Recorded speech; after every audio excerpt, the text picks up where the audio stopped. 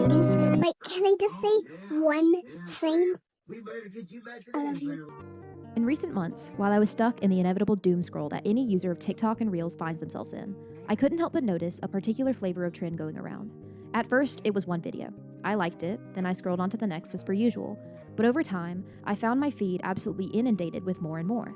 The videos are characterized by a slew of sliced up clips from iconic and inspirational movies or internet content that blend together in a satisfying fashion. The finishing touch, though, is the music, which underlies the entire video and can range from the sad ambient work of Aphex Twin to the upbeat and happy-go-lucky music of ABBA or the Beatles. I can't exactly define what the video is trying to say, or an overall storyline, but by the end of it, I can 100% tell you that I am feeling overwhelmed with emotion. It'll often leave me feeling inspired and uplifted from a pit of despair that tends to be brought on by my ultra-awareness of global issues that the internet has made me aware of: environmental degradation, female violence, racial and gender discrimination, and the list goes on. There are so many things out there that can pull you down and leave you feeling a bit hopeless. That is why this trend stands out so starkly. It's a completely creator-driven online phenomenon that acts like a light in the dark. If you haven't already guessed it, what we're going to be talking about today is Hopecore. Now that I hopefully have your short attention span, I'm going to give you a bit of a rundown on the importance, the historical roots, and societal implications that Hopecore has. To begin, I want to first tell you exactly what Hopecore is. By definition from the ultra-respected and legitimate source, Urban Dictionary, Hopecore is, quote, a genre of videos that invoke a feeling of hope, glee, wholeness, and most happy emotions. They can range from nostalgic clips to beautiful scenery and usually have an audio of spliced together videos and songs. It's a trend that originated post-COVID in the early 2020s as an offshoot of the miserable, dooming corecore craze. However, these videos proffer a positive outlook on life with an overarching theme of hope and levity. And also, if you contextualize it with other cores from cottagecore to balletcore, it's much bigger. Its importance as a subject of analysis is due to its roots in historical escapist media. Escapism and positive content have a habit of emerging after difficult political and economic times, and there are many instances to back this up. During World War II and the financial crash of 2008 and 2009, we see two particular instances where popular culture turned to entertainment to drown out the difficulties of day-to-day life. The reason we are drawing comparisons is because, contrary to the historic trends, Hopecore is mainly internet-based and lacks any sort of narrative that past media typically adhere to. To delve into the narratology of past escapist media, these texts were typically viewed through the lens of film or music. These texts from past eras were filled with written stories that audiences watched to distract themselves from reality or feel a sense of relatedness to other people in such tough times. Examples of this during and post-World War II were the plethora of movie musicals that are characterized by upbeat and upper-middle-class families or individuals that are either falling in love or pursuing a dream that in no way mentions the ongoing war or the impacts of said war on people's finances or daily life at the time. Some great examples are Holiday Inn, Meet Me in St. Louis, Easter Parade, and Annie Get Your Gun, as well as a bunch of other films that are weirdly focused on tropical locations such as Copacabana, Weekend in Havana, Holiday in Havana, and That Night in Rio.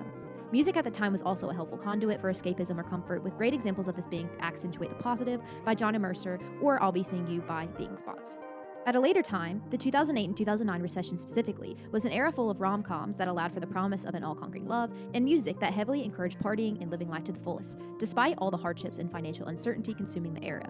Some examples of films include Monte Carlo and Confessions of a Shopaholic, which are both tried and true love stories, but have an eerily financial-centered plot that signals to viewers that consuming and luxurious living is the ultimate goal, which is a notion that can result in economic stimulation, which counteracts the recession effects that still weigh heavy on people's minds and wallets at the time. Happening at the same time is the rise of recession pop, which dominated the early 2010 era of music.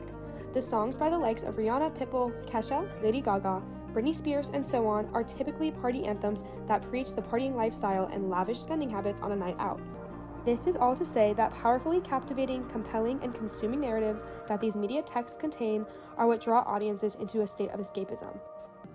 During prosperous times, the public already clings to films, music, etc., but specifically during vulnerable periods, the public clings to such media texts that are providing us distracting themes as well as all-consuming narratives. But then the question arises, where is the narrative structure in the current popular escape trend of Hopecore?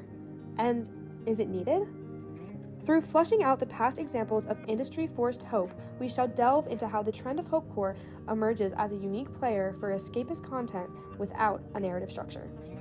Hopecore ditches the traditional storytelling structure and aesthetic codes for a more evolved, modern, and up-to-date format. This is driven by the internet's use of short-form content, popular culture obsession, art, and media made by everyday people. By using aesthetic codes as a form of analysis, we can begin to understand these recurring elements, themes, and emotional appeals that are present within Hopecore. Because of these codes, there's no longer a need for a complex narrative when it comes to Hopecore, but rather a more simplistic and vibe-oriented video. A typical example of this is that a video will begin with a piece of dialogue or speech that sets either a despairing or optimistic tone, which is immediately cut off by a compilation of random clips that are visually appealing and signify to viewers that the best things in life are free, or due to community and love. This structure is a popular format within Hopecore, but that is not to say there aren't variations. It is this ability to build Hopecore around an empty skeleton that allows the audience or creator to project whatever form of hope they desire into or form the content they are seeing. In essence, the core of Hopecore is based on vibes and being nonsensical in the new norm. Alright, so now we are going to dive into the implications of Hopecore and the positive and negative sides of this. So, first of all, to look at the positives, we are seeing that individual and small editors and creators are able to be artistically expressing themselves online. So we don't have to rely solely on big companies and large industry giants anymore, and we are able to soothe our worries for the world with videos that remind us of core values and familial importance. It provides an outlet from the stress of society, giving viewers a quick sense of joyfulness. And there is a quote that says, "There is power in being passionate, having hobbies, and loving your life. Most importantly, there is power in remaining optimistic." And this is how Hopecore has become this artistic outlet, because lonely and isolated people are now becoming connected by an online community superficially. And as we've seen with other core communities, the term core has become an aesthetic modifier, a label that categorizes styles, inclinations, moods, and subcultures into clusters around which people can find like-minded users online. However, Hopecore also has a negative side to this, and the first thing we are seeing is that the instant gratification of Hopecore leans into internet addiction with low long-term impacts on people's mental health, and it's contributing to short attention spans. The use of digital media for escapist purposes can lead to social isolation, deterioration of mental well-being, and increased chronic stress. Now, we're also seeing that Hopecore has kind of become hypocritical, and this is because it is a form of short-form content that is becoming successful due to the fact that people are doom-scrolling. However, the message of Hopecore is pretty much the exact opposite of that. But as people are doom-scrolling, it is supporting mega tech companies. And the third negative point is that Hopecore is a product of harsh political, economic, and social environmental times. And this goes along with the appeal of cheap thrills in the way that it makes joy out of nothing. However, this nothingness is a result of a challenging economic state. While we looked at both the positive and the negative side, there are some points of Hopecore that fall into this sort of gray area. And the first thing to talk about is the time of Hopecore. So with Hopecore, it is short-form content that can be released rapidly and quickly following any event. So we are no longer having to wait for full production cycles or relying on the industry-pushed ideals. So what this means is that we are now having a lower attention span, which can be bad because these videos are coming out so quickly, but there is also lower reliability on a gate-kept industry. A second gray area we are seeing is the social movements involving TikTok and Instagram. So Hopecore has the potential to inspire social movements because there's a political side to it. TikTok opens possibilities for discourses about social political issues, allowing counter-hegemonic narratives to occur. However, Hopecore can actually hinder social movements because people are able to meet their needs in an online space, even though actual progress to relieve despair in society takes a lot that require community and human interaction in person. And now that we have covered the positive, negatives, and the morally gray areas of Hopecore, the final straw to truly acknowledge is, of course, AI. AI-generated content is an emerging facet of Hopecore, which is interesting because Hopecore originated as user-driven media that showcases people's creativity and unique editing style without restrictions from a higher authority. With the amount of AI-driven Hopecore rising, the meaning and intent behind the original movement loses traction and credibility. The future of Hopecore will begin to change as we may see a movement away to a landscape dominated by creatives, but instead oversaturated by AI-generated content. And a shift in this direction would negatively impact the entire essence of Hopecore because it should be rooted in human creativity, not the popularity of AI. People spend their time editing these videos and instilling them with their ideas and human emotion, and this creation of hope cannot be replicated by artificial intelligence. So in the end, Hopecore is something that we're still living through. It's not over, and it will continue to grow and change.